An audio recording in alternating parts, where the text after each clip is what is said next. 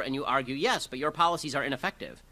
Okay, immoral beats ineffective in an argument any day. So when it comes to purely moral issues, social issues like abortion, to get more specific, the reality is that abortion is not a complex issue. It's a very simple issue. That's either a life or it isn't. It's that simple. If it's a life, you can't kill it. If it's not a life, you can do whatever you want. It's a kidney, right? So and then it becomes, okay, so how do we define life? And the answer to me is you define life by the same way that you would define life if you found it on Mars, right? If you found a single-celled organism on Mars, it's a life, right? I know, as somebody who has one baby and another on the way, you know, that what's in there is not a random piece of tissue. At the very least, even if you don't believe it's a life yet, it's certainly a potential human life, and that seems to be more valuable than your convenience.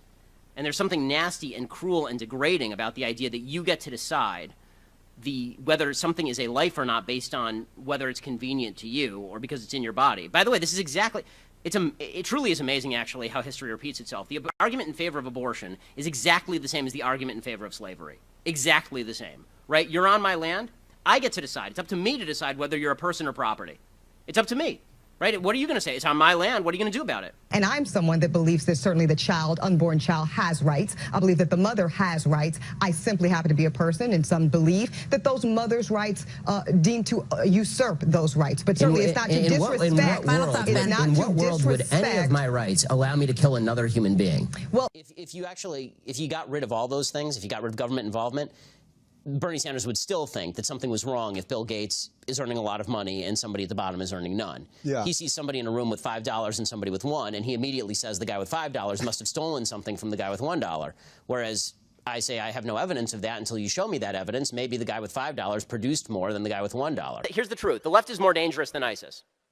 The reason the left is more dangerous than ISIS is because ISIS can't succeed without their appeasement and help. Right? ISIS, President Obama was wrong when he labeled them the JV team because he promptly made them the non-JV team. Right? The fact is that the left is behind the rise of ISIS. Right? It doesn't matter. They can't destroy us without the left helping them along. They can't. They can't without the left pretending radical Islam doesn't exist or releasing transcripts of jihadist phone calls with the religion and Allah omitted.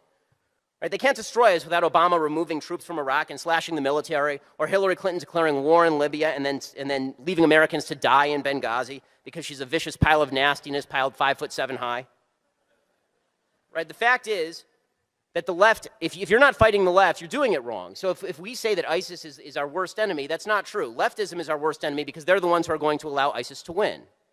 On the gun control debate, they keep trotting out children as though we should be taking policy prescriptions from 7-year-olds. You know, it used to be in this country that when a president of the United States said, I'm dealing with this issue because, for example, my 13-year-old daughter cares about nuclear disarmament, we laughed at them. We laughed them out of the public sphere. Jimmy Carter comes to mind. When President Obama walks out there with a bunch of 7-year-olds and says, I'm doing it because these 7-year-olds, they care about gun control, give me a break. I mean, if we're taking our policy prescriptions from kids who can't spell either policy or prescription, we have a problem. Earlier tonight, you said that Asians are the most prosperous ethnicity in America. By what metric are they by income? Really? Yes. What source? Well, I mean, that was true as of the census tract from 2010. Yeah. According to what source do they have the highest? Census.gov. Thank you. And also, you said earlier that there's a poll that shows that black people think black people are racist. Rasmussen poll 2013. Thank you very much.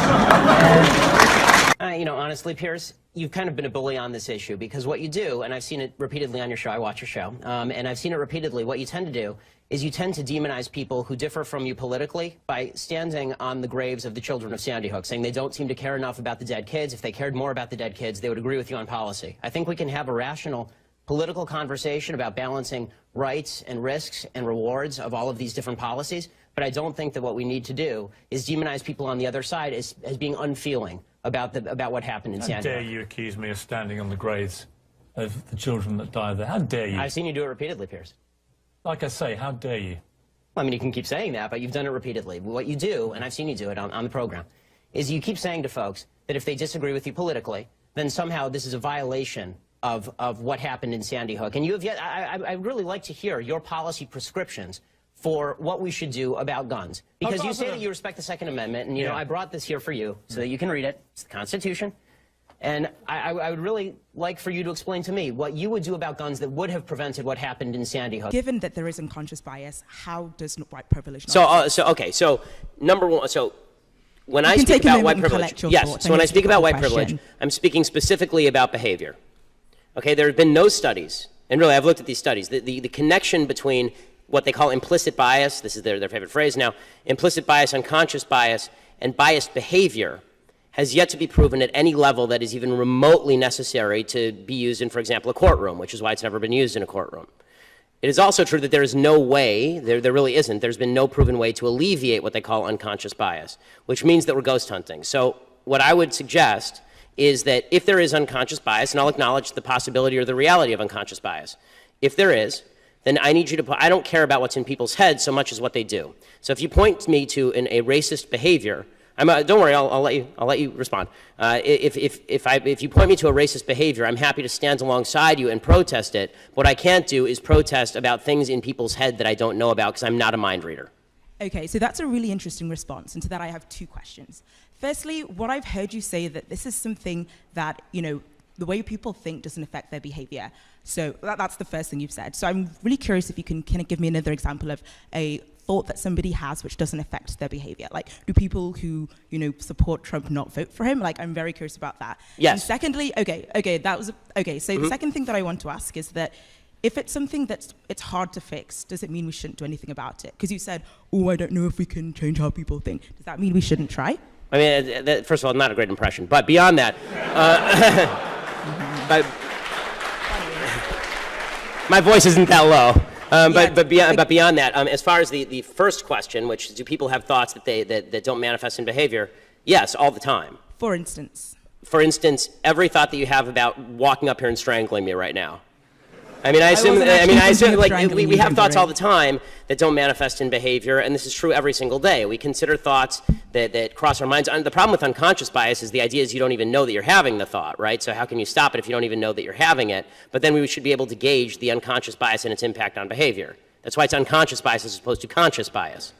Right? The idea behind unconscious bias is that it's not even a ghost, it's a ghost of a ghost, because you don't even know you're having the thought.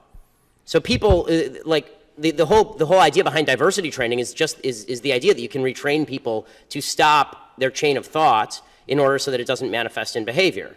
I don't think that every thought manifests in behavior. If it did, then every time a man saw a good-looking woman walk down the street, a straight man saw a good-looking woman down the street, we'd have a real mess on our hands. So, you know, the second question, the idea was a little too broad for me to respond to, which is, just because something is tough, don't we have to face up to it? Yes, we have to face up to tough things all the time. And one of the tough things I would suggest that we face up to is that you have a lot more control over your own behavior and the decisions you make than the supposedly widespread unconscious bias of people you've never met. I mean, this is the hilarious thing about the Occupy idiots. They're out there making a big fuss, and they're saying we want jobs commensurate with our education. Right now, they have jobs commensurate with their education. It's called sitting out on the street doing nothing with your life because you're a bunch of liberal arts morons. You know, you got a degree in queer dance theory, and now you expect, you know, $100,000 job somewhere. Sorry, ain't gonna happen. Well, what I do is I assume that I'm going to get a certain set of questions from folks like you, Brian, that I generally do get, and with all the veiled implications therein.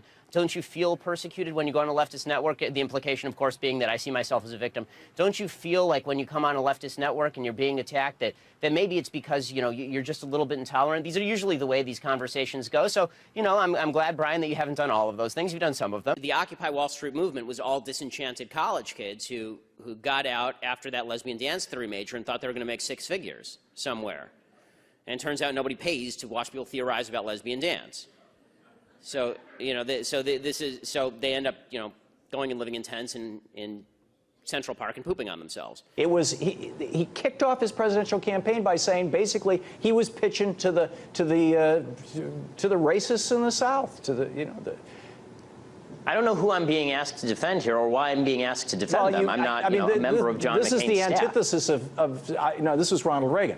This is the antithesis of social justice, is dog whistle calls to bigots, basically. But well, what does this have to do with anything that I'm talking about? We both know nuclei. chromosomes don't necessarily mean you're male or female. Gender.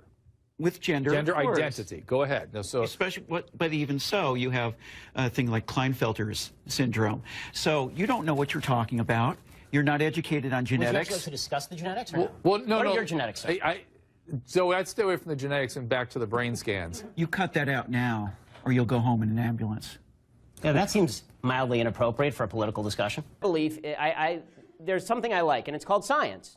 And science suggests that if you have not a single cell in your body without a Y chromosome, except for your sperm cells, and if you still have all your appendages, and if you still have your twig and berries and all the rest of it, but you call yourself a woman, no.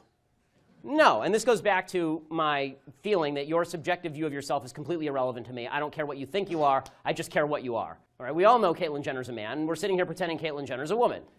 And at one point I said to one of the guys on the panel, would you date Caitlyn Jenner? Right, you're a straight guy, would you date Caitlyn Jenner? And the answer, of course, is no, because Caitlyn Jenner still has a penis.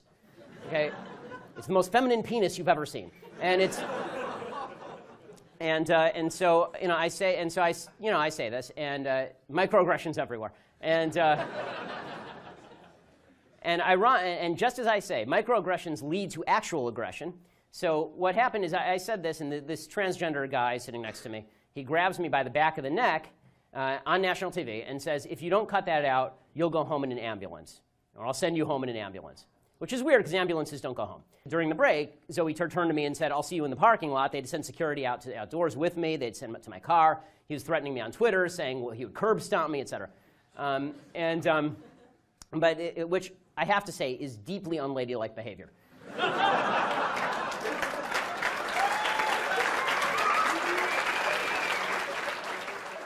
And I think the reason that it's about left and right here is because fundamentally the right believes that the basis for the Second Amendment, and they believe in the Second Amendment, the basis for the Second Amendment is not really about self-defense and it's not about hunting. It is about resistance to government tyranny. That's what the founders said, and that's what the right believes in this country. Which tyranny are you fearing yourself? I fear the possibility of a tyranny rising in this country in the next 50 to 100 years. Let me tell you something, Piers.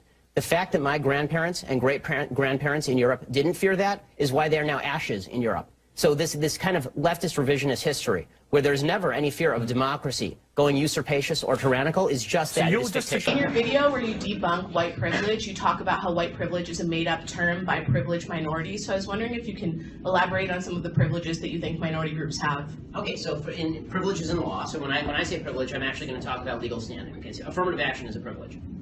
Affirmative action is a privilege. Subprime mortgages designed to appeal to minority recipients without proper qualifications, that is a privilege. Now, those are a couple examples of privilege.